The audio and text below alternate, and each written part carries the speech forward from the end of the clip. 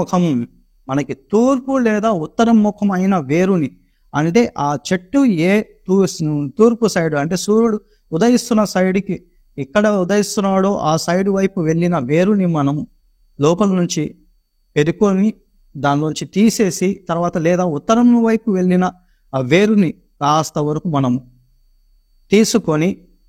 దాన్ని ఒక తెల్ల కాటన్ క్లాత్లో ముడిగా వేసుకొని తర్వాత దాంతోపాటు ఆ చెట్టు యొక్క చిన్న కాడము, తర్వాత వచ్చేసి బెరడు అంటారు, బెరడు, తర్వాత ఆకులు, ఆకులు 11 ఆకులు కనుక మనం తెచ్చుకొని మన ఇంటి దైవమైన ఇంటి దేవుని దగ్గర ఎవరైనా ముస్లిమ్స్ అయితే ఖురాన్ లేకపోతే క్రిస్టియన్స్ అయినా జీసస్ దగ్గర ఎక్కడో ఒక చోట మన యొక్క పవిత్రమైన స్థానంలో కనుక తెచ్చి దీపారాధన చేసుకొని దీనికి కావాల్సింది ఒక వెండి తాయెత్తు. ఇది మాత్రం ఖచ్చితంగా కావాల్సింది. వెండి తాయెత్తుని మనం ముందే సేకరించుకొని పెట్టుకోవాలి.